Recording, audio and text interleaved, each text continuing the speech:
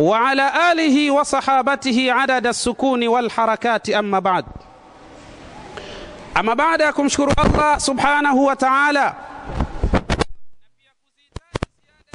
na amani zimshukie kiongozi wetu bwana mtume Muhammad sallallahu alayhi wasallama, mtume ambaye Allah subhanahu wa ta'ala amemtuma akiwa rahmatan lil alamin, kwa maana akiwa ni rehma kwa walimwengu wote.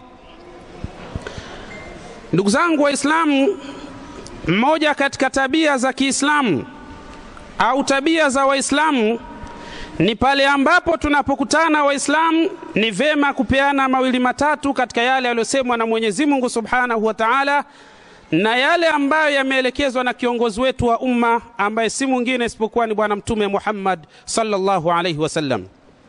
Ndugu zangu, wengi katika sisi tumekuwa ni watu ambao kwa hakika tunayapuuza mafundisho ya bwana mtume Muhammad sallallahu alayhi wasallama, hatimaye tukajikuta tunaingia katika madhara mbalimbali na tusijue nini cha kufanya kwa sababu tumeyapuuza mafundisho ya Mwenyezi Mungu na mtume Muhammad sallallahu alayhi wasallam.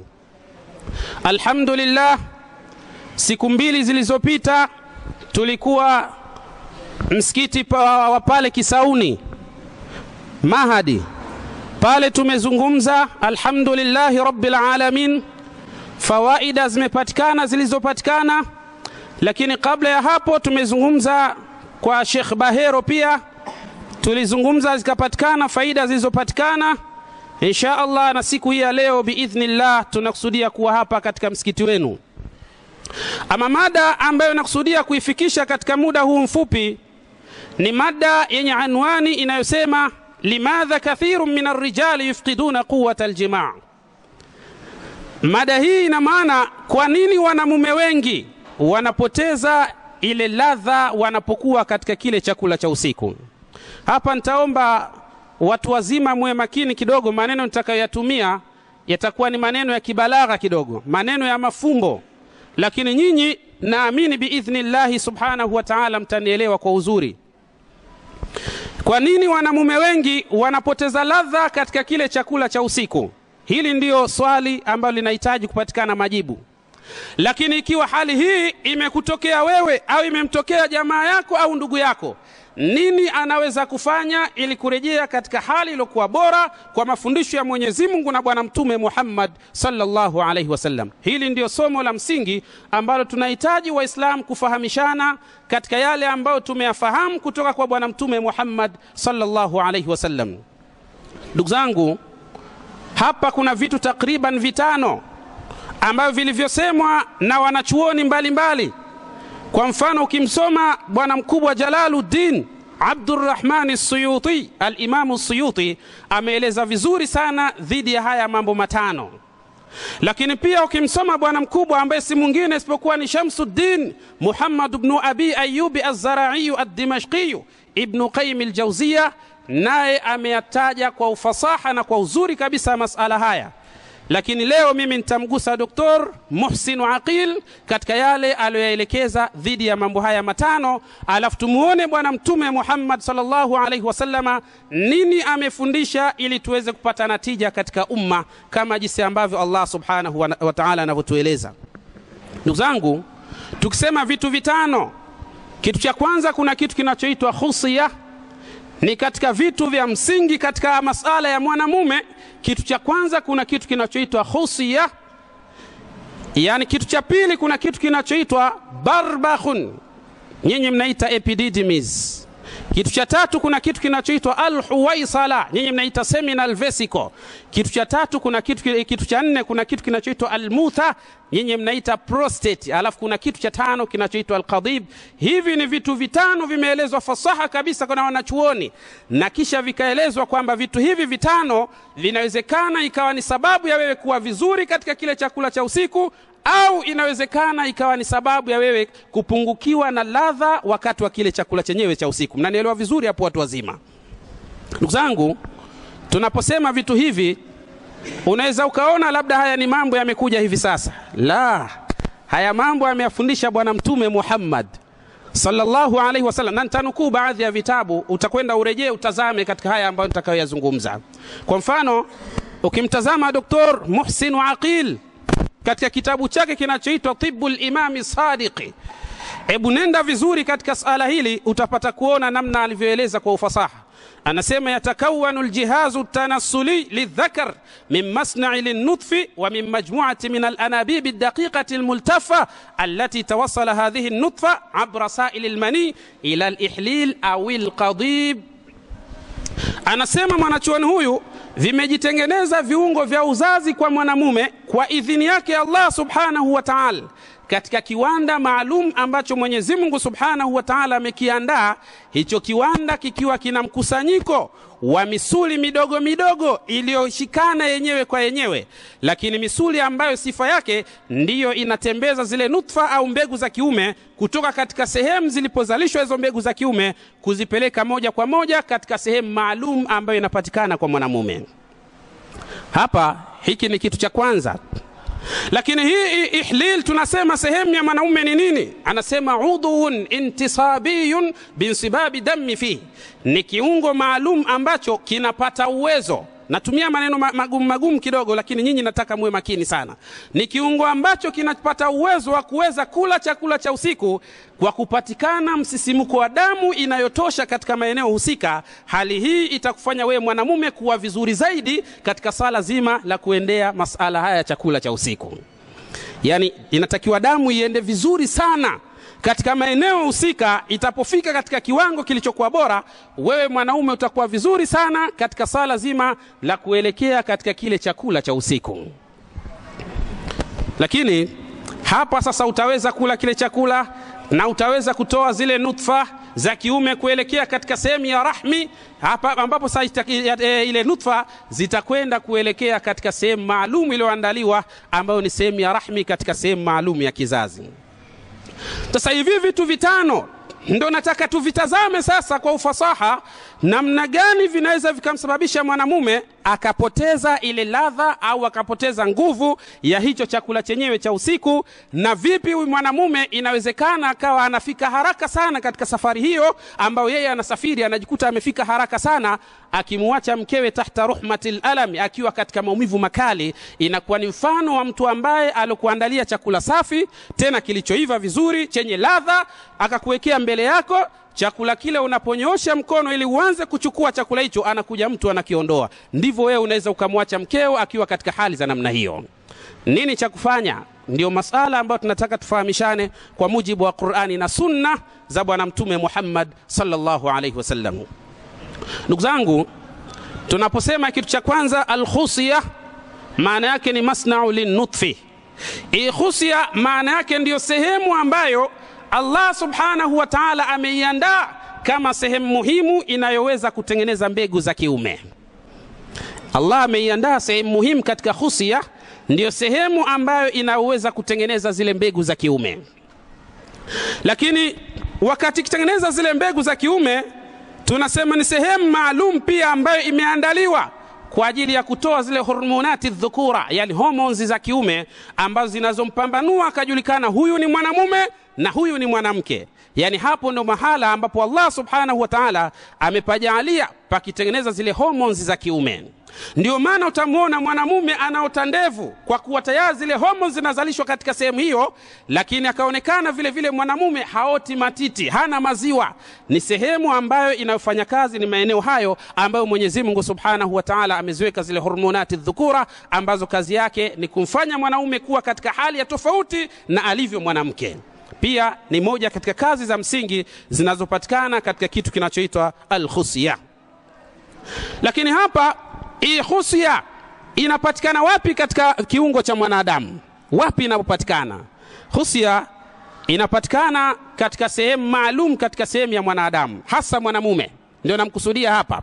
Na hii khusya toka mwanamume anaumbwa ndani ya tumbo la mama, ujauzito unatunga ndani ya tumbo la mama, basi Allah subhanahu wa ta'ala katika zile hatua za uumbaji, ile khusya nayo inaanza kuumbwa toka mwanadamu akiwa ndani ya tumbo la mama yake. Lakini inaumbwa ikiwa sehemu gani? Inakuwa kwa ndani ya mwili wa huyo anayeumbwa ndani ya tumbo la mama yake, lakini inakuwa sehemu ya juu kidogo ya figo, na itakwenda ile khusia inashuka siku baada ya siku mpaka inafikia mwezi wa 9 wa ujauzito wa huyu mama, ndio ile khusia inatoka nje ya mwili wa huyo ambaye anaendaliwa kuja katika ardhi hii. Sasa nini hikma yake? Hapa kuna swali mtu anaweza kujiuliza, hikma yake nini? Kwa nini khusia nayo isikae ndani kama jinsi ambavyo tunavyoona baadhi ya viungo vya uzazi vya kina mama vipo ndani? Kwa mfano kuna zile qanatain ambazo kazi yake ni kuzalisha mayai, zipo ndani ya matumbo ya kina mama. Kuna zile jihazu tanasuli, zile pia zipo ndani ya matumbo ya kina mama. Lakini kuna zile ile mirija maalum yenye kutembeza mayai, yenye kuchukua yale mayai na yasogezwe katika sehemu ya jihazul mar'a, nayo pia yapo ndani ya matumbo ya kina mama. Kwa nini khusia sasa isikae ndani ikatolewa nje? Kuna hikma ya msingi kabisa. Hikma yake ni kwamba hii khusia kuwekwa nje ya mwili wa mwanadamu, hiya anna hararata aljismi alaliya, kwamba kiwango cha joto la mwili wa mwanadamu takriban kwa hakika inatakiwa kiwe nyuzi joto zisizopungua 37 miwiyan. Hii 37 miwiyan ndio nyuzi joto zinazotakiwa kwa wewe mwanadamu ziwe katika kiwango cha hali ya namna hii. Hii ni hali ya kawaida kabisa. Sasa hali hii ikiwa zitakuwa nyuzi joto 37 na wakati huo ile khusia ikawekwa ndani ya mwili wa mwanadamu, maana yake la tasmah bitawalidi nutfi, haitawezekana kwa huyu mwanadamu kuweza kuzalisha zile mbegu za kiume. Kwa nini? Kwa sababu hizo mbegu za kiume zitakuwa zinaungua kutokana na ukali wa joto linalopatikana katika mwili wa huyu mwanadamu. Hali hii sasa ndiyo hikma ya Mwenyezi Mungu Subhanahu wa Ta'ala kuzitoa zile khusia na kuziweka kharij aljismi, zikawa zinapatikana nje ya mwili wa mwanadamu. Kwa nini? Kwa sababu nje ya mwili wa mwanadamu hizi khusia zina uwezo wa kupata kiwango cha joto kisichozidi takriban nyuzi joto 35 kwenda chini. Hali hii tusaidu ala tawalidi nutfa, itakuwa ina msaada mkubwa katika kuweza kuzalisha zile nutfa katika mustawa uliokuwa bora kabisa. Kumbe hapa tunajifunza mambo ya msingi, karibu mambo matatu. Jambo la kwanza, kumbe mwili wa mwanadamu unatakiwa uwe na kiwango cha joto kinachotosha, ambapo kama kiwango cha joto kitazidi mno, maana yake inaweza kwenda kuleta madhara katika zile khusia, katika zile sehemu maalum ambazo zinaweza kuleta madhara katika zile mbegu za kiume. Ndio utaona mtu anaweza akawa na mbegu za kiume. Nikimsoma mwanachuoni mmoja anaitwa Abdul Fattah, huyu bana kisoma hata kitabu chake kinachoitwa An-Nafs wa Amraduha wa Ilajuha, au kitabu kinachoitwa Al-Jinsu baina ar-rajuli wal mar'a, huyu bana anasema yatimu alhablu bi 3, mimba ina uwezo wa kutimia kwa mambo makubwa matatu. Yani ili mwanamama apate ujauzito kwa idhini ya Allah, yanatakiwa pia yapatikane mambo makuu matatu. Akasema jambo la kwanza katika hayo mambo matatu, akasema jurthumatun manawiyatun hayyatun min adh-dhakr. Kwanza zipatikane mbegu za kiume, yani wale wadudu wanaopatikana katika mbegu za kiume, chromosomes, ziwe hai katika sehemu ya mbegu za kiume. Maana yake inawezekana zikapatikana mbegu za kiume ambazo zimekufa au zina maradhi au hazina uwezo wa kuendelea kuishi, zina uwezo wa kufa wakati wowote. Zikipatikana vitu hivi, maana yake ujauzito inawezekana ikawa ni mtihani kupatikana. Lakini kitu cha pili akasema iltiqauha bibuwaidatin nadhijatin munfasilatin an mabidha min al-untha. Huyu mwanamume pia awe na uwezo wa zile mbegu za kiume aweze kwenda kuzikutanisha na yai liloiva lilokuwa tayari, ambalo lilotoka katika sehemu ya uzalishwaji wa mayai katika tumbo la mwanamama. Kwa nini amesema aweze kuzikutanisha? Kwa sababu kuna vitu takriban 13 vya msingi, ambapo kama fursa itatosha tutavitaja hivyo vitu 13 ambavyo vinaweza vikasababisha ukashindwa zile mbegu kwenda kukutana na lile buwaidatun nadhija almunfasilatu min arrahmi. Lakini kitu cha tatu akasema watakunu albuwaidatu hayya, inatakiwa lile yai pia linalozalishwa katika sehemu ya tumbo la mama liwe hai na lenye uwezo wa kuweza kurutubishwa. Maana kuna wakati kina mama wanaweza kuwa na mayai lakini hayana uwezo wa kurutubishwa, yani yamepungua vitu fulani. Sasa hali ya namna hii inaweza ikamfanya mwanadamu akashindwa kupata natija ya kufanikiwa kupatikana kwa watoto. lakini kwa Mtume Muhammad sallallahu alaihi wasallama amekwisha tufundisha nini anaweza kufanya mtu wa namna hii. Ndio jambo la msingi ambalo tunahitaji kufahamishana na kuelekezana katika yale yaliyofundishwa na bwana Mtume Muhammad.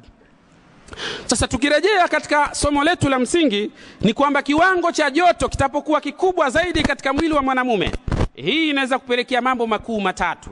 Jambo la kwanza, zile nutfa zitakuwa zinakufa, kwa maana hiyo mwanamume atakuwa na mbegu ambazo si hai. Jambo la pili litakalosababisha, kutakuwa kuna vitu vinavyoitwa irtikhaul arbita. Irtikhaul arbita maana yake ni kutanuka kwa ile misuli inayoelekea katika maeneo husika, jambo ambalo litakalomfanya huyu mwanadamu ambaye alikuwa na tatizo la irtikhaul arbita, maana yake atakuwa anafika safari yake haraka sana. Ndio pale utaona anafanya maandalizi, akianza katika safari yenyewe habari imeishia hapo. Abiria hawajafika wanakokwenda, tayari yeye mafuta shakata. Sasa hii ni hatari. Sasa ndio akasema mmoja katika wanachuoni, Dr. Yusuf Khattar, akasema katika masala haya, fazauju jahilu, utamkuta mume aliyokuwa mjinga, yeye anapendelea au anatosheka na haya matukio ambayo yeye yamemkuta. Mume mjinga tatizo, hana haja ya kutafuta utatuzi wa tatizo lake, huyu ni jahil. Dr. Yusuf Khattar anasema hivyo, lazima utafute namna ya kuondosha tatizo, kwa sababu ndoa nyingi zinazokufa sababu ni hiyo. Hata kama tutakuwa na ujanja sababu zingine, lakini hilo ndio anasema, fa baina kulli 100 jima'i nastakhlisu min wahida na'tabiruhu jima'an kamila. Katika jima'i 100 zipo baadhi ya jima'i ambazo, yani katika jima'i 100 ni moja tu ndio ambayo tunasema imetimia au imekamilika, moja tu. Kwa nini? Kwa sababu watu hawana taratibu zinazotakiwa. Sasa ikiwa kama mwanamume atakuwa na tabia ile ya kufika haraka safari yake, na kadhalika mwanamume katika zile nutfa zake zina matatizo, hazina uwezo wa kurutubisha lile yai, nini huyu anaweza akafanya kwa mujibu wa bwana Mtume Muhammad sallallahu alaihi wasallam? Ndugu zangu, hapa ndipo mahala sasa ningependa tuwe makini sana, na ikiwezekana kwa wale wenye peni na karatasi, ningependa iwe ni jambo la msingi kabisa, ili tuweze kuainisha kwa ufasaha katika haya ambayo tunayoyafikisha. Ukimsoma bwana mkubwa Abu Daud na hata ukimsoma Tirmidhi, hawa wanasema ani nabii sallallahu alayhi wasallama, kwamba wanaelezea habari kutoka kwa bwana Mtume Muhammad sallallahu alayhi wasallam. Wanasema annahu kana yaakulu albatikha bitamri, Mtume sallallahu alayhi wasallama alikuwa anakula tunda linaloitwa batikh. Batikh maana yake ni tunda linaloitwa tikiti maji. Katika lugha za huku zinaitwaje lile Sheikh? Ota. Haya, inshallah nafikiri nimeeleweka. Sasa hili tunda linaloitwa tikiti maji ni tunda ambalo bwana Mtume Muhammad sallallahu alaihi wasallama amelielekeza katika hali ya ufasaha kabisa, ili kwa mtu kuweza kulitumia ili kuondokewa na haya mashakil au haya matatizo ambayo yamekuwa yakiwapata sana wanamume. Wanamume wengi wanapoteza nguvu wanapokuwa katika chakula husika. Wanamume wengi wanafika haraka katika safari zao, jambo ambalo litasababisha kuwaacha wake zao wakiwa tahta ruhmatil alami, wakiwa katika hali ya maumivu makali, hawajafika katika safari zao. Sasa Mtume sallallahu alaihi wasallama alikuwa anakula batikh, le tunda la tikiti maji birutbi, alikuwa anakula pamoja na tende. Alafu akauliza sahaba, wakamuuliza Mtume, kwa nini unafanya hivyo? Akasema yadfa harru hadha barda hadha, kwamba ili tunda linalokula asili yake ni harru, asili yake ni bardu rutabi, na itende asili yake ni harru yabis. Ninapokula tende nikala na tunda hili, maana yake tunda hili linakwenda kupunguza kiwango cha joto katika mwili wa mwanadamu, na tende inafanya kiwango cha joto kuwa katika mustawa wa hali inayotakiwa. Ndio hata ukimsoma mwanachuoni Shamsuddin ambaye si mwingine ni Ibn Qayyim al-Jawziyya, yeye anasema wa idha kana akilahu mahruran intafa bihi jiddan, ikiwa kama anayekula tunda hili mwili wake unachemka sana, mwili wake umeongeza kiwango cha joto, basi itamsaidia sana tunda hili katika kuweka lile kiwango cha joto kuwa katika mustawa unaotakiwa. Lakini tunda hili linaliwa wakati gani? Tutaulize baadhi al-atibaa.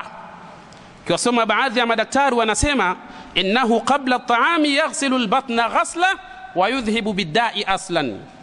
Wakasema ili tunda moja katika sifa yake, yani mtu anapokuwa akilitumia tunda hili kabla ya chakula, tunda hili litakuwa linasafisha sana tumbo, alafu jambo la pili lina uwezo wa kuondosha baadhi ya maradhi yaliyogandamana katika tumbo la mwanadamu huyo. Lakini upate kipande kimoja cha tunda hili kabla ya chakula, takriban dakika 15 au dakika 30, unapata kwanza kile kipande, alafu kisha baada ya hapo unapata chakula chako. Wengi tumezoea unakula kwanza matunda baadaye. Sasa haya mambo hajafundisha Mtume hivyo bwana. Tunakosea utaratibu. Lakini tunapatia ule utaratibu uliokuwa sawa sawa, basi hii itakuwa ni sehemu ya ilaji, ni sehemu ya tiba katika mashakili yanayotukuta. Sasa wewe ukiwa safari yako unafika haraka, ikiwa kama wewe yani umepoteza nguvu katika wakati wa chakula chenyewe husika, basi tumia tunda hili katika utaratibu ambao tunauelekeza. Lakini pia tutaelekeza kwa ufasaha zaidi pale ambapo tutapoendelea katika hali ya mada hii. Tusemeni inshallah. Ndugu zangu, kitu cha pili katika vitu vya msingi kabisa kwa huyu mwanamume, kuna kitu kinachoitwa albarbakhu, yani epididymis. Barbakhu lafdhatu tu'ni qanatu min hasfi tahmalu alma au tahmilu alma, wa hadha bidhabt huwa wadhifatu albarbakhi. Barbakhi maana inafanya kazi gani au ni nini? Ni neno ambalo linalotumika kama vile unavyoona chombo ambacho ndani yake kinachobeba maji, na kihakika na ukweli ndivyo kazi halisi iliyo ya hii kitu kinachoitwa barbakhi au epididymis.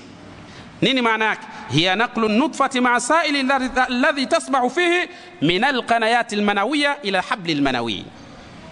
Kazi yake kubwa ni kubeba na kuhamisha na kusafirisha mbegu za kiume ambazo zimezalishwa katika maeneo husika, na kisha zikapelekwa katika vituo vyake vile husika, na kisha zikapelekwa katika sehemu inaitwa hablul manawi, ambao tutaiona hiyo hablul manawi na kazi zake, ili tuje kuona ubora wa tunda hili ambalo bwana Mtume Muhammad sallallahu alaihi wasallama ametuelekeza tuwe ni wenye kulitumia. Na alikuwa Mtume sallallahu alaihi wasallama analitumia tunda hili ili kuweza kumrejesha mtu katika hali ambayo ilikuwa bora. Unaweza ukashangaa ukaona ndio hili tunda tunalolijua sisi, siku zote inakuwa hivyo. Lakini lau kama angepatikana mtu mmoja mzungu anasema tunda hili linafaa, basi watu wangelikimbilia sana. Ndio siku moja tumewahi kuwa tukielezea watu faida ya tunda la tufah. Mtume anasema lau ya'lamu an-nasu ma fi at-tufahi ma dawa mardahum illa bihi. Lau watu wangejua faida zinapatikana katika tunda la tufah, basi wasinge watibu wagonjwa wao isipokuwa katika zile tiba ambazo wangezihusisha na tunda hili, nalo lingehusika katika tiba zao. Hapa imetumika lau. Watu wanahau mnajua nyinyi ni harfu al-imtina'i li-ittifa' au harfu al-imtina'i sharti liwujudi jawab, na kuna harfu al-imtina'i jawabi liwujudi sharti. Maana yake kama wangejua, kwa kuwa hawajui wamepuuza, ndo maana yake. Ukisikia mtu unaambiwa kama ungekwenda ungepata, maana yake umekosa kwa sababu hukwenda, ndio maana yake. Sasa hapa anasema kama mngejua, kwa kuwa hamjui mnapuuza, ndio maana yake.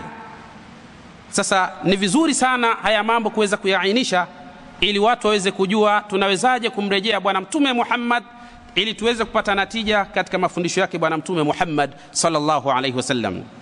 Sasa tunapoizungumza hii barbakhi epididymis, mtu anaweza kujiuliza hii inapatikana wapi katika sehemu maalum katika sehemu hizi za mwanamume. Nasema yaqa'u al-barbakhu 'ala al-khusyati min al-khalfi.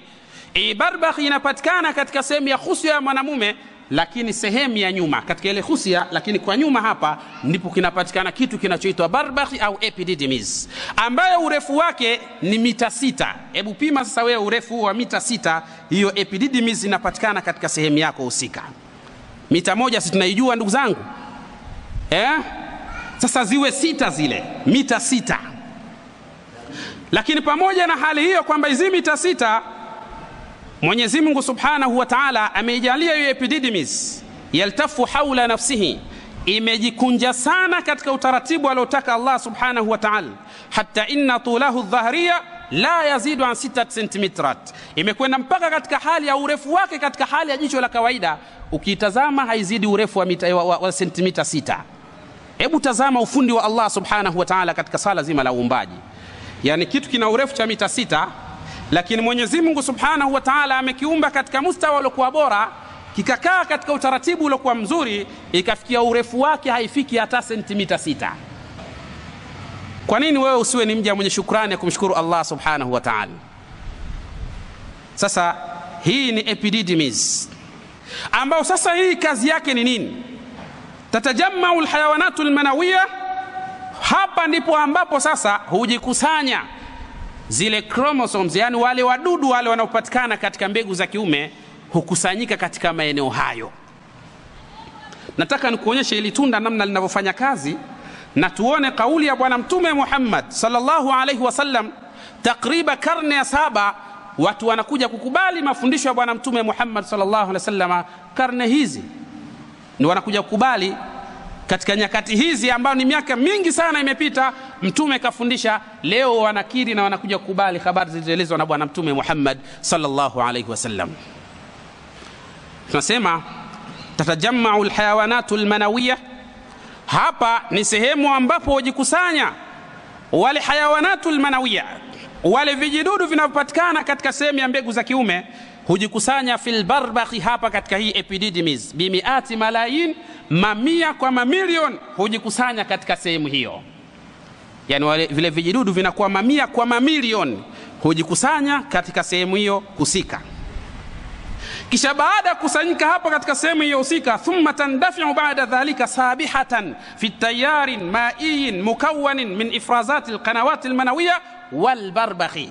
Kisha hapa sasa uchukuliwa vizuri katika utaratibu uliokuwa safi, na kisha zinaanza kuogelea katika asili ya maji ambayo yanayopatikana katika sehemu ya khusia hii ya mwanamume, kuogelea kuelekea katika sehemu inayoitwa katika zile kanawati zile, na kisha kutoa zile ifrazati pale, na kisha kuelekea katika sehemu inaitwa hablul manawi. Ni sehemu maalum ya hablul manawi.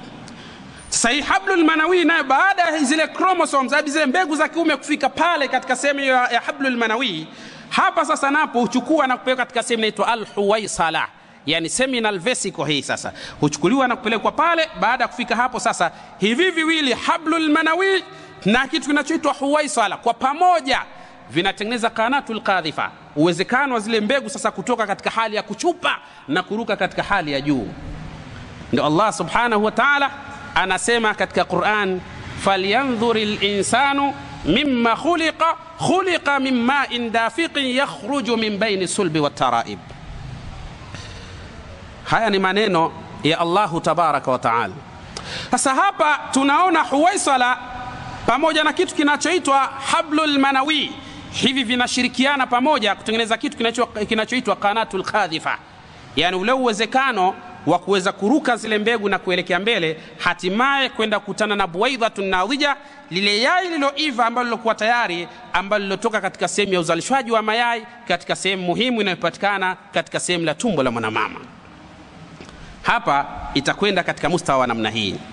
Sasa tunda hili batikh au tunda ambalo tunalolitaja kama tikiti maji, tunda hili ni muhimu sana katika masuala haya, kwa sababu mwanadamu anapolitumia tunda hili lina uwezo mkubwa miongoni mwa yale maji yanayopatikana ndani ya tunda hili kwenda kutengeneza vitu vinavyoitwa zile ifrazat, yani kina kiwango kikubwa cha kwenda kutengeneza zile ifrazati almanawi, yani yale maji halisi ambayo yatakayokuwa chakula cha zile chromosomes au wale vijidudu vinayopatikana katika sehemu ya mbegu za kiume.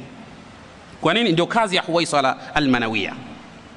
Huwaisala almanawiyya ambayo tunasema ni seminal vesicle, hiya qanatun mutaarrija. Kwanza ni sehemu ambayo imepinda kidogo, lakini wataka khalfa almathanna, hii inapatikana nyuma kidogo ya kibofu cha mkojo, ndio inapatikana hapo. Alhuwaisala inapatikana nyuma ya kibofu cha mkojo, lakini hii nayo huwa inatoa asili ya maji. Angalia ubora sawa tunda hili, nataka uone vizuri kwa mafundisho ya Bwana Mtume Muhammad sallallahu alaihi wasallam.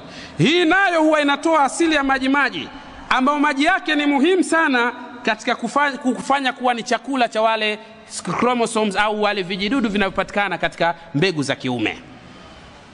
Sasa unapokula tunda hili linakwenda kutengeneza zile ifrazat. Ifrazat zinakuwa ni chakula muhimu cha vile vijidudu ambavyo vinapatikana katika sehemu ya mbegu za kiume.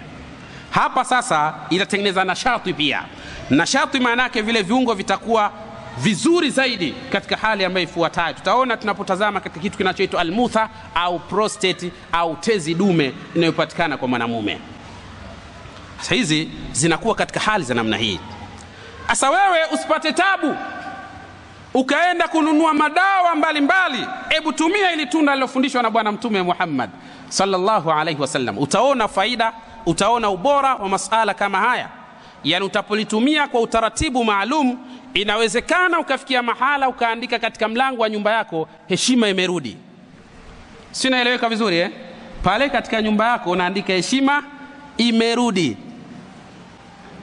Mtume Muhammad sallallahu alaihi wasallam ametufundisha namna ya kutumia tunda hili. Lakini hili ni tatizo la mtu ambaye ni tatizo la mtu ambaye ile kuwa nguvu yenyewe ya kuliendea sala husika kwake imekuwa hafifu, ndiyo atumie tunda hili. Kuna mtu ambaye yuko vizuri, lakini akianza chakula hicho habari hazifiki mbali. Huyu naye asaidiwe, au mnasemaje ndugu zangu? Si ndio hivyo? Au sieleweki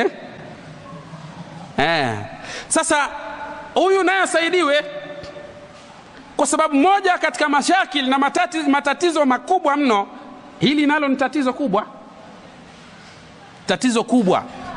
Anasema fa'ammatur rijal, wanamume wengi kabisa, sari'ul iltihabi shahwani, ni wepesi sana kufika katika safari zao. Wanamume wengi tuko hivyo kabisa, wala kuna ujanja katika haya, tuko hivyo. Sasa ikiwa kama tuko hivyo, nini tunaweza kufanya kwa mujibu wa Qur'ani na Sunna tuwe vizuri zaidi katika sala zima husika? Haya ni mambo ambayo yamefundishwa na Bwana Mtume Muhammad. Sasa hapa ndio maana nikasema lau kama mtu anakuwa na peni na karatasi ingekuwa ni bora sana, kwa sababu angeweza kuandika vitu vya msingi na pangeweza kutumiwa utaratibu ambao tutakaoelekeza, alafu uone uhakika wa yale yaliyoelezwa na Bwana Mtume Muhammad. Hapa kuna vitu viwili katika tunda hili. Tunda hili lina zile zinaitwa hubub, mbegu zile. Zile mbegu zina maana sana zile. Na shangaa wanaokula tunda mbegu wanatupa. Yani ni sawa wale watu wanaokula lile tunaita tango lile, yani anamenya maganda alafu anakula lile dude la ndani. Kichekesho. Yani ile tiba yenyewe ndio shatoa sasa, alafu unakula mabaki. Inakuwaje habari kama hizi? Sasa zile mbegu ni za msingi sana, zina uwezo wa kusaidia mambo ya aina mbili muhimu.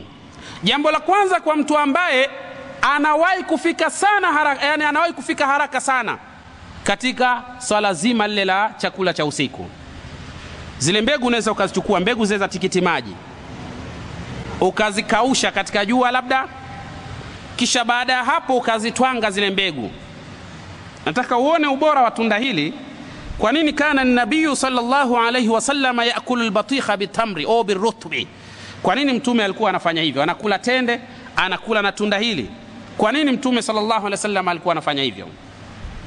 Asa unachukua zile mbegu zile namna zilivyo, unazikausha katika jua. Zikishakauka zile mbegu unazitwanga vizuri, unapata unga wake. Ukishapata unga wake zile mbegu, unachukua na asali. Takriban upate asali isiyopungua lita 1 au robo lita, inategemea na wewe mwenyewe namna unavyotaka.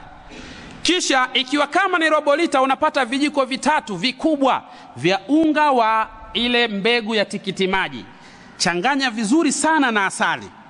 Ukishachanganya vizuri sana na asali, tumia kijiko kimoja asubuhi, vijiko 3 asubuhi, vijiko 3 usiku. Tumia hivyo vijiko vile vya chakula, 3 asubuhi, 3 usiku. Tumia hivyo. Shekhe, ukitumia hivyo takriban kwa muda wa masiku 19 tu, alafu acha, utaona habari namna zitakavyokuwa. Unaweza kuona mahala unaambiwa mama fulani unaambiwa baba fulani punguza. Sinaeleweka vizuri hapo? Hebu kafanya utaratibu alafu utaona kwa mafundisho ya Mwenyezi Mungu na Mtume Muhammad. Tuachane na haya masala ya madawa ambayo yanaweza kuleta madhara katika miili yetu.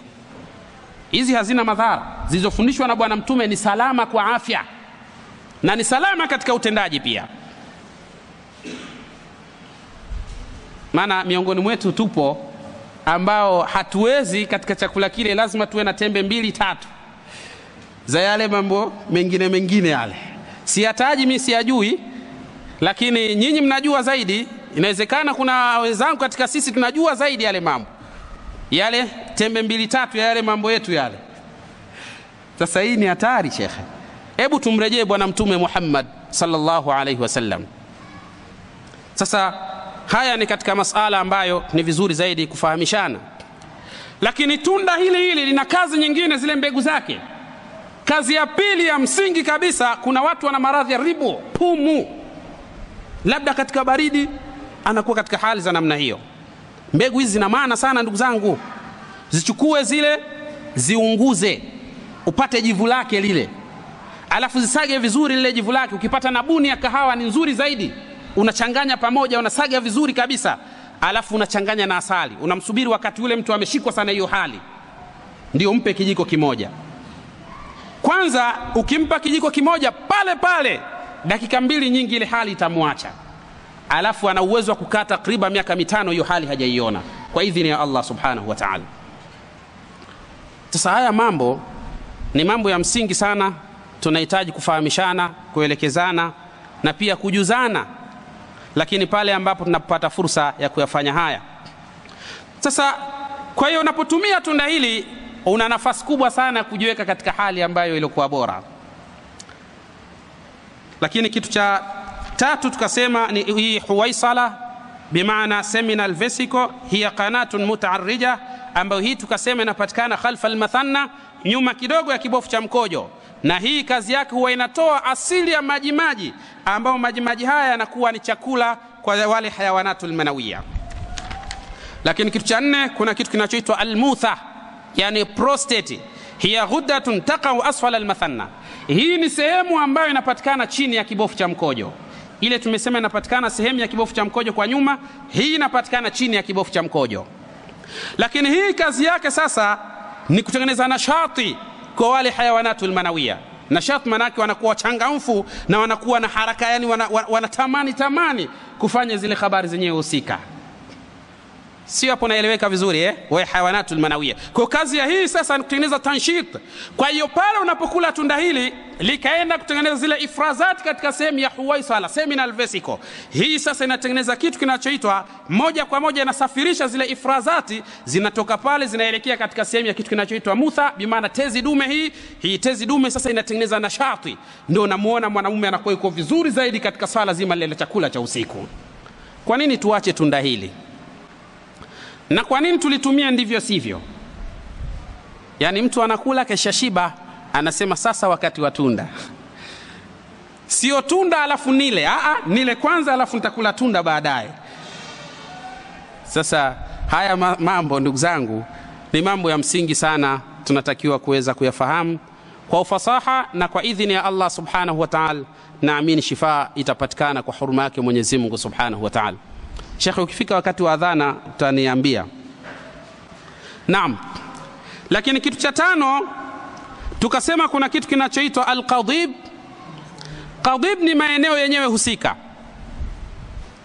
Maeneo yenyewe husika haya huwa aljuz'u at-tanassuliyu al-bariz, ni sehemu maalum ambayo inayoonekana kwa huyu mwanamume. Wa huwa udhu al-intisabi, nacho ni kiungo ambacho kinachofanya kazi vema binsibabi dami fihi, kwa kule kwenda msisimuko wa damu inayotosha katika maeneo husika. Sasa hapa unaweza kujiuliza, huyu anakosaje, anawezaje kufika haraka? Kumbe ni kutanuka kwa ile misuli ikishatanuka katika maeneo husika, hali hii itamfanya huyu mwanamume atakuwa ile hali yake au safari yake anasafiri kwa haraka na anafika katika hali ya haraka zaidi, jambo ambalo ni hatari katika maisha ya ndoa ya mtu huyo. Ni hatari ilokuwa kubwa, kwa sababu usipokimbiwa wewe unaweza ukawa unasaidiwa na jirani. Sinaeleweka vizuri Anawezekana kwa kuna jirani kazi yake kutoa msaada, tena msaada wake nasubiri wakati wewe haupo. Wewe ushaona msaada wa namna hiyo? Yani mtu kazi yake kusaidia wakati wewe haupo, uko safari, yeye ndo anatoa msaada nyumbani. Ukija kama wajuani vile. Sasa ni hatari sana. Ukiuliza nini, ni wewe umeshindwa kuwajibika vizuri. Hebu tumrejee bwana mtume Muhammad sallallahu alaihi wasallam, tutaweza kuwajibika vema kwa idhini yake Allah subhanahu wa ta'ala. Sasa haya yakizingatiwa vizuri, tukala tunda hili katika utaratibu ambao unaotakiwa, hii itatupelekea kufanikiwa, itatupelekea kufaulu, itatupelekea kuwa katika mustawa ambao uliokuwa bora. Lakini miongoni mwetu sisi pia wapo watu ambao wana mashakil, wana matatizo makubwa sana katika swala zima hili la chakula cha usiku. Takriban tukianza kupeana mtihani hapa, kwa mujibu wa Qur'ani na Sunna za bwana mtume Muhammad, swala hili unapotaka kuliendea unaanzia wapi, unaishia wapi?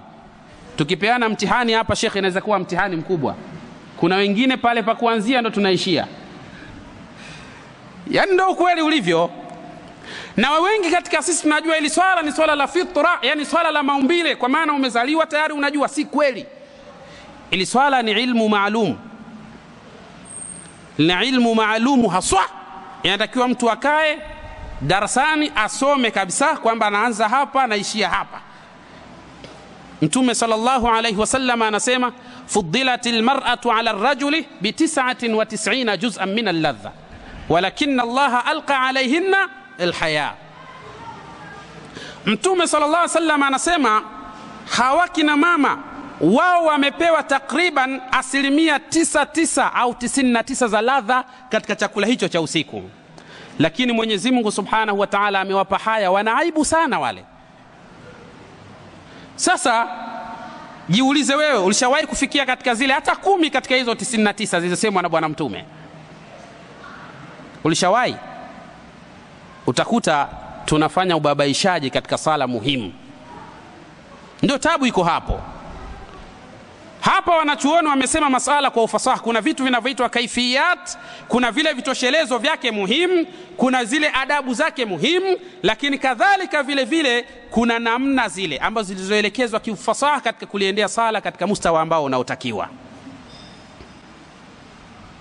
Haya mambo sio mambo ya kusema ni mambo ya fitra, maumbile, kwa maana mtu kaumbwa anajua, kazaliwa anafahamu.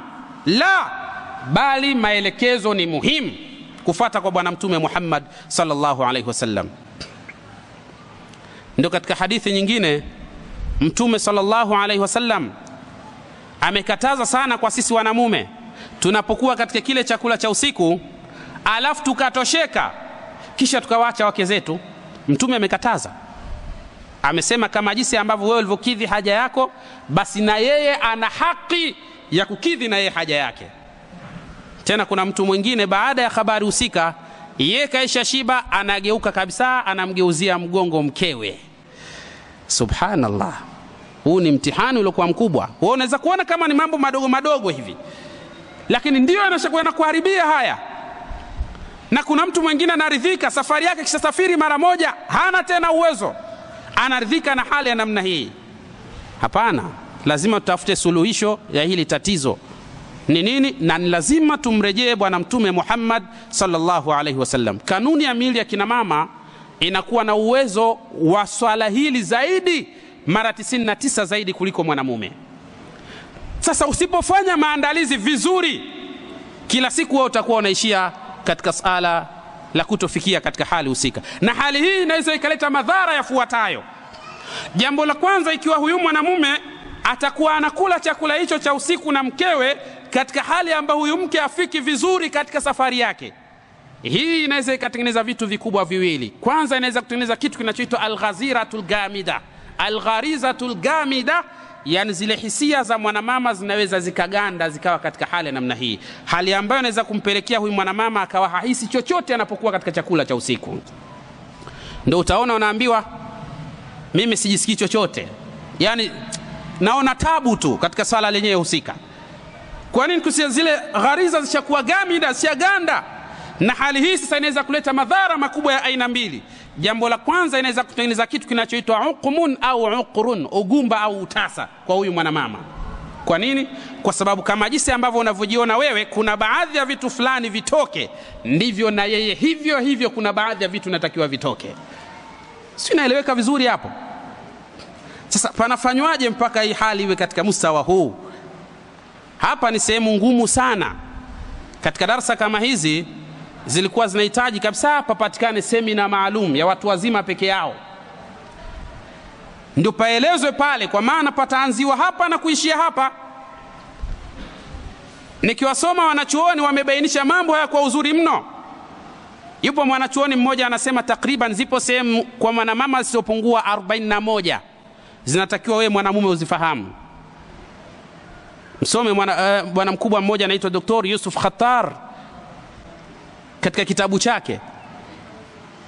Lakini si huyo tu, nenda kamsome bwana mkubwa ambaye si mwingine isipokuwa ni doktor anaitwa Abdul Basit Muhammad As-Sayyid.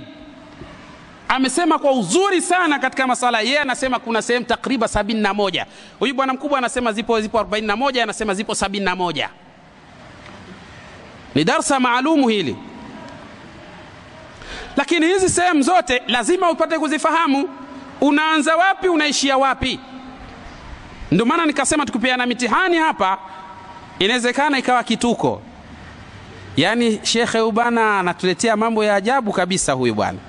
Miaka 40, miaka 80 mimi najua haya mambo, leo tumekuwa hatujui. Sio hamjui, tunafahamu vizuri sana, isipokuwa ni kwamba ili sala lifanyike katika hali ya maarifa. Kwa hiyo ili tuwe katika hali ambayo ilikuwa bora kabisa. Ndugu zangu, tunaporejea katika sala zima, limadha kathirun min ar-rijal yufqiduna quwwata al-jimaa, kwa nini wanamume wengi wanapoteza hizi nguvu? Mmoja ni hayo, lakini miongoni mwa mambo ambayo pia anaweza kusababisha ni mtu kuwa na maradhi ya sukari. Sukari nayo ni hatari sana katika sala zima hili. Nguvu zitapotea, atakuwa mwanadamu katika hali ya namna hii. Jingine, ziada ya mafuta. Yaani mtu anapokuwa mnono zaidi, ndio jinsi ambavyo pia uwezekano wa kulifikia sala husika kwa uzuri zaidi unazidi kupungua. Tena baadhi ya wanachuoni wakasema hata zile nutfa zake ubora wake unazidi kupungua. Mmoja katika mambo ambayo yanaweza kusababisha katika hali ya namna hiyo, maana yake ni ziada ya mafuta katika sehemu ya tezi dume. Mafuta yakizidi sana katika sehemu ya tezi dume yanaweza kwenda kugandamiza misuli maalum ambayo kazi yake inapitisha zile nutfa za kiume.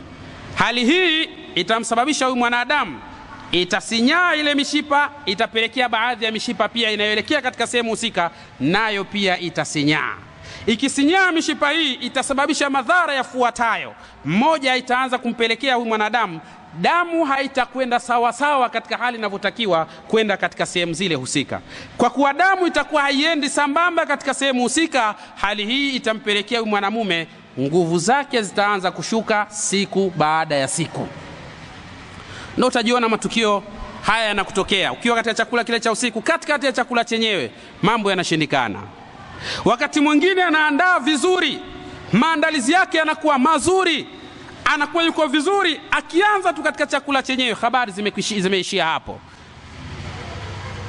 Kule kwetu alikuwepo bwana mkubwa mmoja, alipatwa mtihani mkubwa sana katika sala hili, lakini kisha tukamuelekeza, alhamdulillahi rabbil alamin, Allah subhanahu wa ta'ala akamjalia shifa. Ilifikia yule bwana ili aweze kula chakula cha usiku inatakiwa akae alete hisia takriban kwa muda mrefu sana. Alafu sasa zile hisia zinapokuja, anamwita mkewe mpaka atoke mahala alipo afike pale, habari zishaharibika. Mpaka anamwambia mkewe, nimekwambia usikae mbali, kwa nini unakaa mbali bana? Hebu nieleweni vizuri hapa.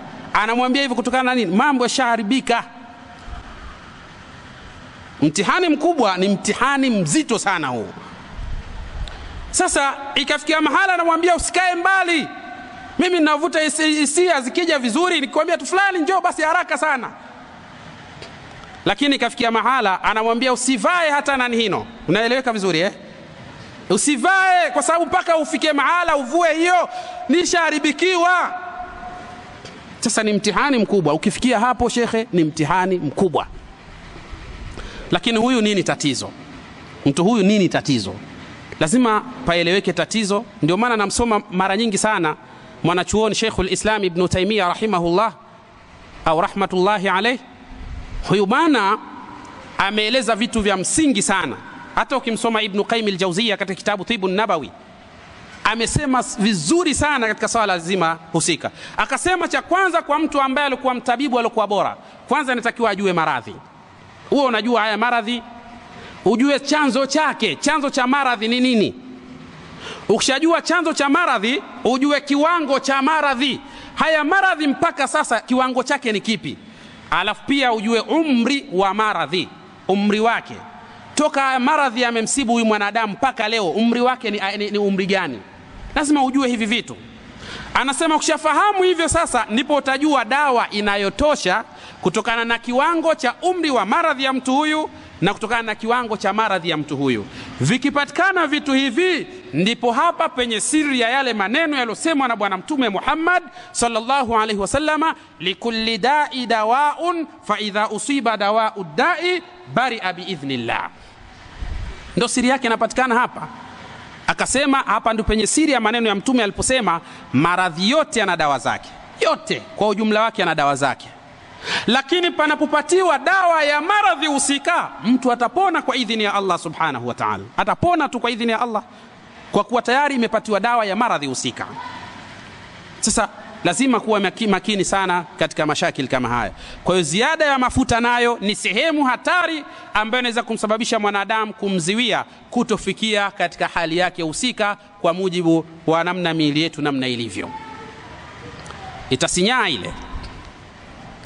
Lakini moja pia katika mambo hatari, wengi katika sisi wapo ambao tunafanya kazi au shughuli ambazo zinahitaji sana akili na fikra sana. Hii nayo ni hatari pia katika maisha mazima ya swala husika. Yani ukiwa unafanya kazi ambayo inakuhitaji sana kutumia akili sana, muda mrefu akili inatumika sana katika swala hilo, ya katika kazi zako, una hatari ya kusibiwa na mashakil haya. Kwa sababu moja katika vitu vya msingi ili habari ziende kuwa sawasawa katika ubongo wa mwanadamu, hapa na kazi kubwa sana. Kuna markazu maalum, kuna kituo maalum, kazi yake ni kuripoti hisia. Hisia zile zikishachukuliwa, zile hisia zikaenda vizuri mno, sasa pale panatumwa kiwango cha damu chenye kutosha kuelekea katika maeneo husika. Kile kiwango cha damu kikienda katika hali iliyokuwa bora, hapa mwanadamu atakuwa katika mustawa uliokuwa safi zaidi. Ndio akasema moja katika sehemu za msingi katika mwili wa mwanadamu, kwa sababu moyo unapokuwa unafanya kazi zake zile za kusukuma damu katika mwili wa mwanadamu, una kazi kubwa sana. Sintahitaji leo kuzungumza zile habari za huu moyo, namna unavyosukuma zile damu mpaka kuja kufika katika hali za namna hiyo. Lakini ubongo nao unahitaji kiwango cha damu cha kutosha ili kuweza kutoa fasili zilizokuwa sawa sawa. Kwa mfano, kwa siku ubongo unatakiwa damu ipite katika sehemu zake takriban lita 1000 kwa siku.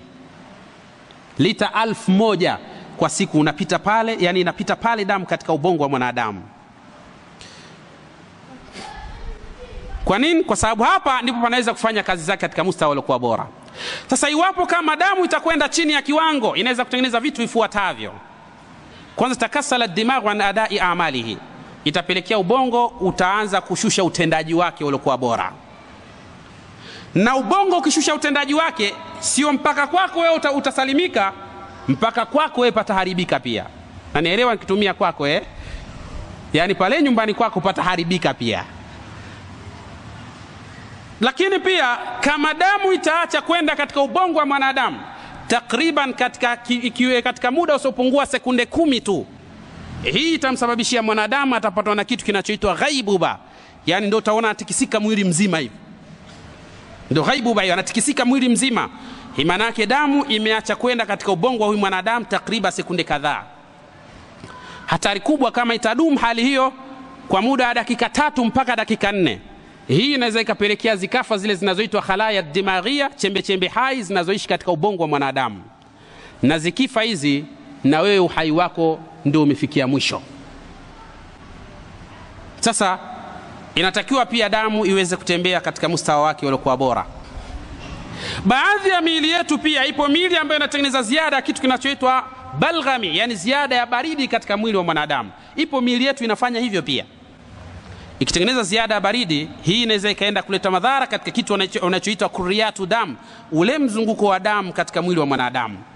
Na wenyewe nao una uwezo mkubwa kabisa pia kusababisha huyu mwanadamu kuwa katika hali ya kutofikia kile chakula cha usiku katika mustawa uliokuwa bora. Ndio tunasema tumrejee bwana mtume Muhammad sallallahu alaihi wasallama, shifa itapatikana, tutarejea kuwa katika hali ambayo iliyokuwa bora kabisa. Na darasa kama hizi ziwe ni muhimu sana katika kufundishana, kuelekezana na kufahamishana juu ya mambo mbalimbali. Mtume Muhammad sallallahu alaihi wasallama ndiyo daktari wa madaktari wote duniani. Hakuna ambaye anaweza kumfikia. Mmoja katika wanachuoni Muhammad Abdul Basit Muhammad As-Sayyid, yeye anasema katika miongoni mwa tiba ambazo yeye amesoma katika vyuo hivi vya kidaktari, akasema miongoni mwa vitu ambavyo alivyoweza kugundua kwamba katika swala zima la udaktari watu hawajafikia isipokuwa ni 20% tu. 20% tu ndio wamefikia katika masala mnaona ya maradhi mnatibu. Akasema miongoni mwa maradhi ambayo watu wamekuwa ni mtihani, akayaorodhesha. Akasema maradhi ambayo Mtume Muhammad sallallahu alaihi wasallam ameyafundisha na tiba zake zinapatikana kwa Waislamu peke yao, hakuna watu wengine wenye kuweza kupata tiba hizo. Kaorodhesha. Bwana mkubwa huyu ni doktor, ni profesa pia. Ameyasema maneno haya kwa ufasaha kabisa kwamba yapo baadhi ya maradhi ambayo madaktari wameshindwa kabisa, lakini suluhisho ya maradhi hayo yanapatikana katika dini ya Kiislamu. Ndipo utakuta suluhisho ya hayo maradhi ambayo ameyaorodhesha hapa, ambapo nami nitataja machache katika mengi ambayo ameyaorodhesha huyu bwana mkubwa katika masala haya.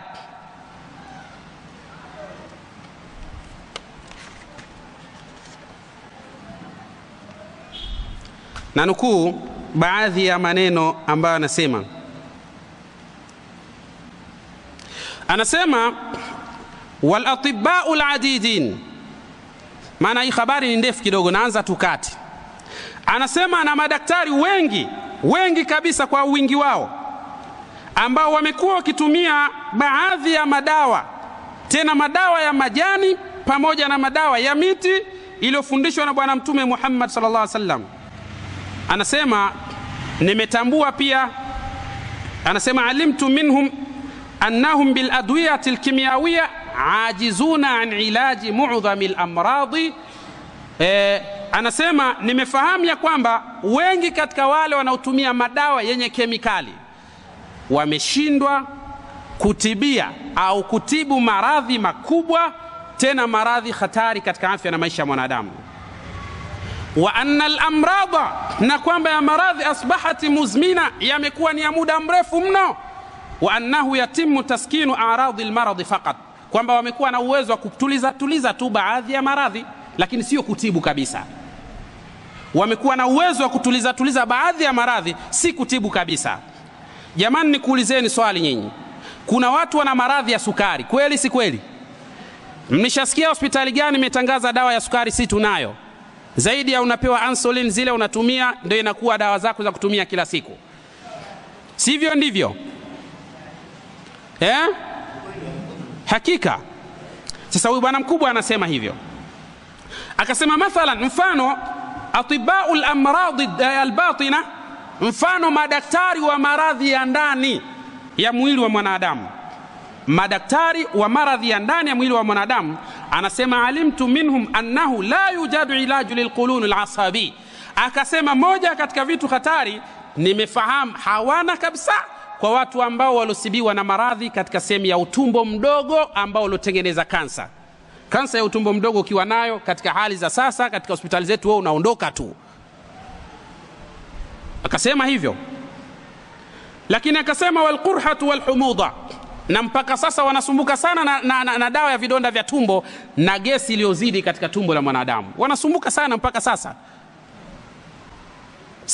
Bado wanasumbuka sana na habari kama hizo.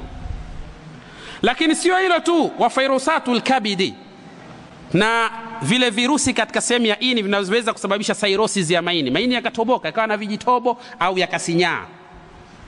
Bado wanachemka hapa. Lakini nitakwambia kwa mujibu wa bwana mtume Muhammad sallallahu alaihi wasallam nini wewe unaweza kufanya. Tusemeni inshallah. Lakini sio hilo tu, akasema wataliful kabidi, na hata kwa yule mtu ambaye ini lake linaelekea kufeli. Hapa wanachemka pia. Wasamna, na hata swala zima la mtu kuwa mnene sana, anataka akonde sasa apate hali yake, yani awe vizuri, asiwe mnene sana. Hapa wanachemka pia. Akasema wanahafa, lakini mtu mwingine akiwa amekonda sana anatakiwa anenepe. Bado kuna kubahatisha tu. Wadhughtu dami wa sukar, na vile vile na ile kansa ya damu au shinikizo la damu pamoja na sukari. Hapa wanachemka pia. Lakini akasema utibaul jildia, sio hao tu, hata wagonjwa wa maradhi ya ngozi nao yapo mambo mengi sana wanachemka. Alimtu minhum annahum lam yataallamu bi kulliyati tibbi illa ilaj, hawakujifunza. Anasema mimi nimefahamu hawa watu hawana wanachojua katika waliojifunza katika vyuo vya kidaktari isipokuwa ni 20%, ni 20% tu. Yani wanajua ni 20% tu ya matibabu. 80 yote hakuna kinachojulikana isipokuwa kwanza wamrejee bwana mtume Muhammad sallallahu alaihi wasallam. Sasa haya yapo mambo mengi sana ambayo tunahitaji kufahamishana. Siku moja nikimalizia mkasa huu, na muda naona unakwenda, tulikuwa takriban, huu ni mwaka wa 4 sasa, hapa Dar es Salaam Tanzania, hospitali ya taifa. Pale kuna chuo kinachofundisha masuala ya kidaktari. Pale tulikuwa sisi ni miongoni mwa watu ambao tunao mara nyingi sana huwa tukialikwa katika sehemu mbalimbali, hasa kuelezea tiba kwa mujibu wa Qur'ani na sunna za bwana mtume Muhammad sallallahu alaihi wasallam. Siku hiyo tumealikwa pale, wakiwepo wanafunzi wa Kiislamu wanahitimu katika masomo yao. Sasa sisi ni miongoni mwa wageni ambao tulioalikwa pale ili kwenda kuelezea tiba kwa mujibu wa Qur'ani na sunna za bwana mtume Muhammad. Lakini wakiwepo vijana wa Kiislamu pale, na vile vile wakiwepo wengine ambao si Waislamu, wote wamehudhuria pale kuja kusikiliza pia katika yale ambayo sisi tutakayoyaeleza kwa mujibu wa Qur'ani na sunna za bwana mtume Muhammad. Alipatikana mtu mmoja ambaye alikuwa anaitwa Mr. Paulo. Huyu Paulo yeye ni daktari bingwa wa masuala ya watoto. Hapa naomba uwe vizuri ili tuone mafundisho ya bwana mtume Muhammad sallallahu alaihi wasallam. Alafu sote kwa ujumla turejee kwa mtume Muhammad sallallahu alaihi wasallam, tutaona natija iliyokuwa kubwa kabisa. Yule bwana Paulo yule, yeye ni daktari bingwa wa watoto, lakini alipatwa na maradhi. Maradhi aliyompata huyu bwana mkubwa, alikuwa anaumwa sana na mguu, bimaana katika mguu wake wa kulia ulikuwa unauma sana kama vile kuna moto unatembea kwa ndani.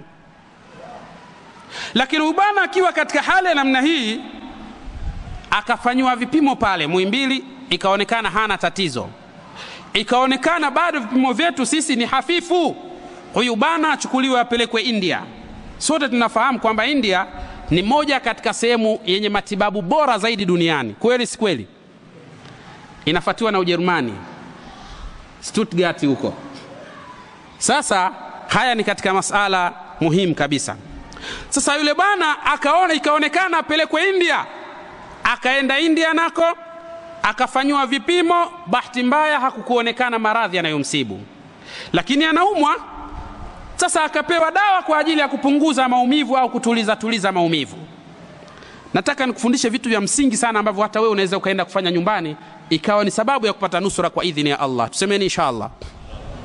Ndugu zangu, huyu bana alipofanywa vipimo havikuonekana maradhi. Baadaye yule bana akaja akaambiwa kwamba inatakiwa urejee nyumbani kwa sababu hatuoni maradhi. Wakampa dawa za kutuliza maumivu. Yule bana amerejea nyumbani, kiasi ambacho amefika nyumbani,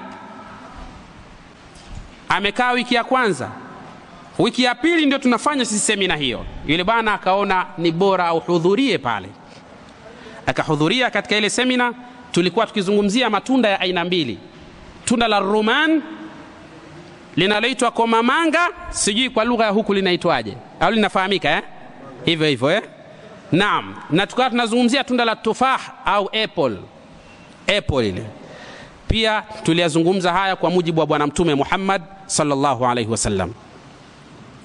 Wakati tukizungumza haya matunda na namna zake, yana madini gani haya matunda yamehifadhi kiwango gani cha zile ambazo zinazoitwa yani madini yale na nini, je ina kiwango gani na inaweza kufanya kazi vipi katika miili ya mwanadamu? Tukizungumzia hayo, basi yule bwana akasema, akatusikiliza, mwisho akasema, kwa namna nilivyosikia mlivyoyazungumza haya, nyinyi inawezekana ikawa ni msaada kwangu mimi.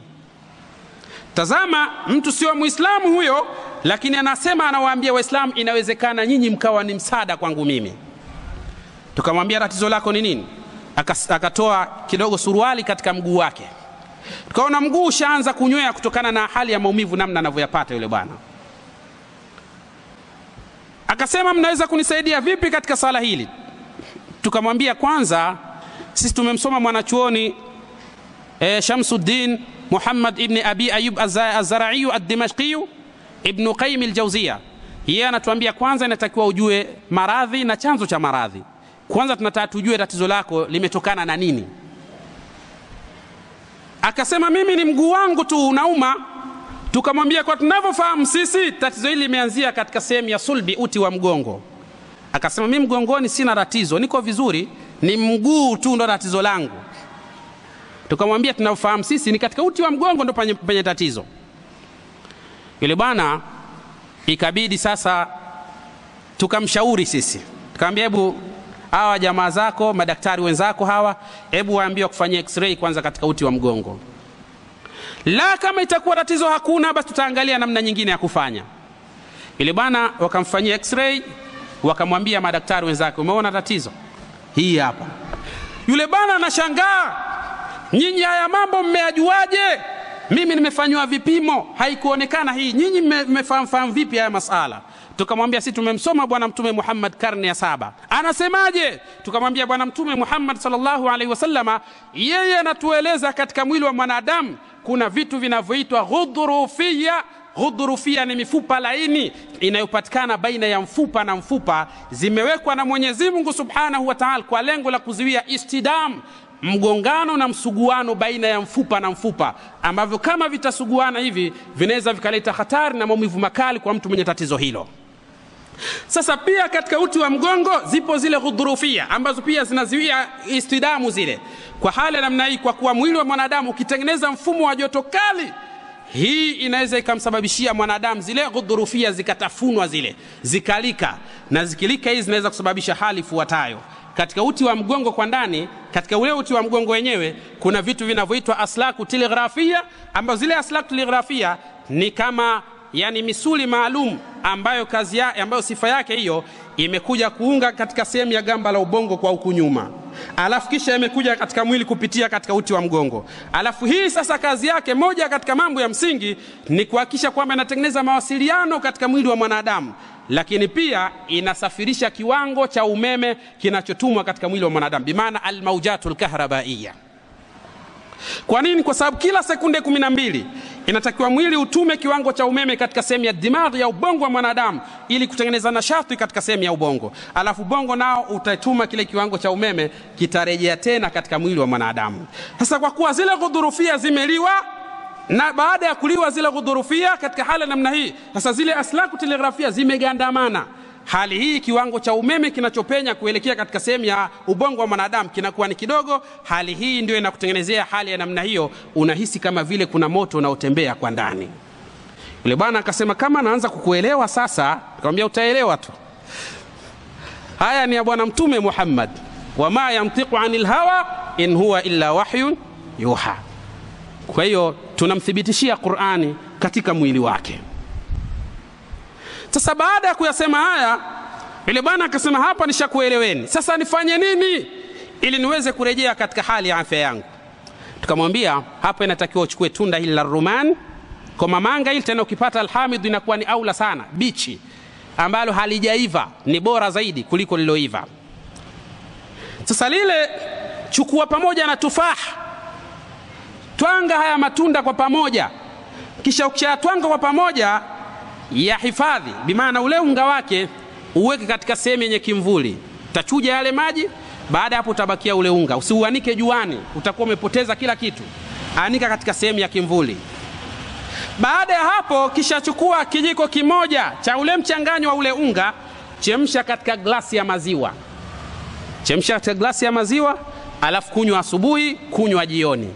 Fanya hivyo takriban kwa muda wa masiku 33. Ule bana akafuata utaratibu huo. Akaanza siku ya kwanza, ya pili, inafika siku ya 19, yule bwana anatupigia simu. Anasema kila ninavyozidi kutumia ndivyo ninavyoona maumivu yanazidi kupungua. Basi akatumia mpaka inafika siku ya 33. Anasema alhamdulillah, sasa hivi najisikia niko vizuri, isipokuwa maumivu yamebakia kidogo sana. Je, nina ruhusa ya kuendelea wiki moja baada ya hapa? Tukamwambia ruhusa hiyo unayo. Akaendelea baada ya wiki moja akawa yuko safi kabisa. Sasa tunamuuliza, unaonaje uzuri wa Uislamu, yale yaliyoelezwa katika Uislamu, unaonaje jinsi ulivyopata shifaa? Yule bwana akasema kiukweli naanza kuamini. Tunamwambia sasa unaonaje ili uingie katika dini ya Kiislamu? Akasema kwa sasa bado natafakari katika sala hilo, lakini kwa sasa naomba mniache. Mpaka leo mwaka wa 4 bado anatafakari. Ni hatari. Sasa haya mambo ni mambo ambayo yamefundishwa katika dini yetu. Insha Allah. Ahsan, insha Allah, ahsan. Bismillah.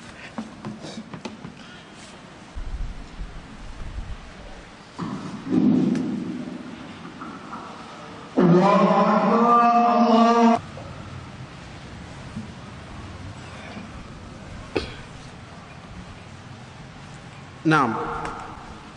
Insha Allah.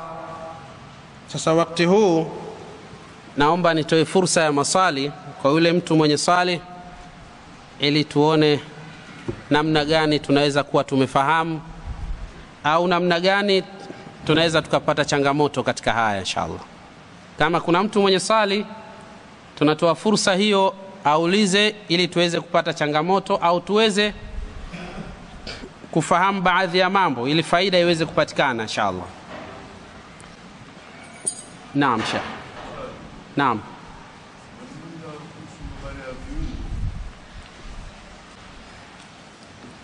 Naam. Naam. Naam. Hakika. Naam. طيب.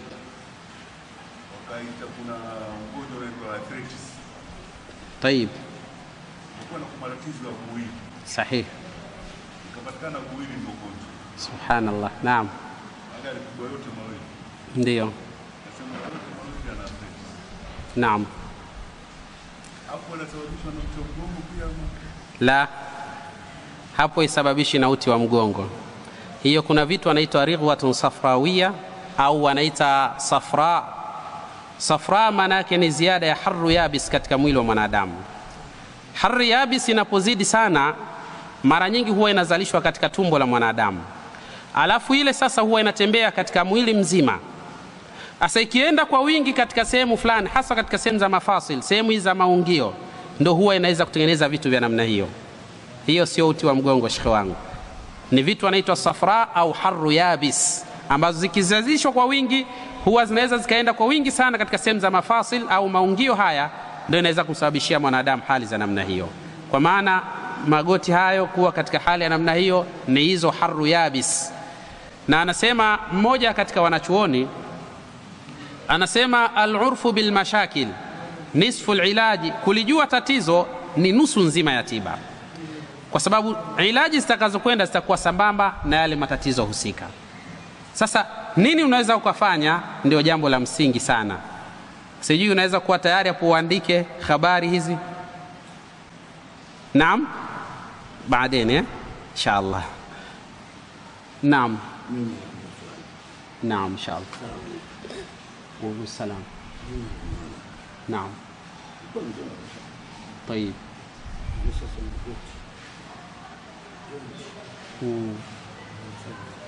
ndio. Naam. طيب. نعم.